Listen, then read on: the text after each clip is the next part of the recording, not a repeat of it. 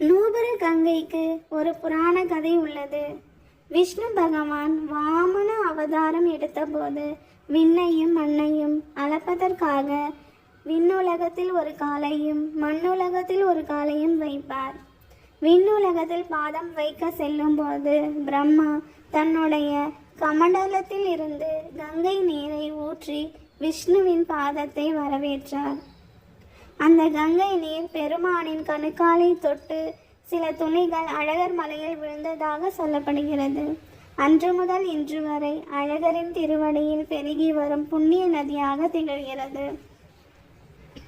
கணுக்காலைக்கு சமஸ்கிருதத்தில் நூபுரம் என்ற பெயர் உண்டு. அதனால்தான் இந்த தீர்த்தத்திற்கு நூபுர கங்கை என்ற பெயர் வந்தது. இந்த ஓடைக்கு தமிழில் சிலம்பாறு என்ற பெயரும் இருக்கிறது. சிலம்பு என்பது கணுக்காலை குறிக்கும்.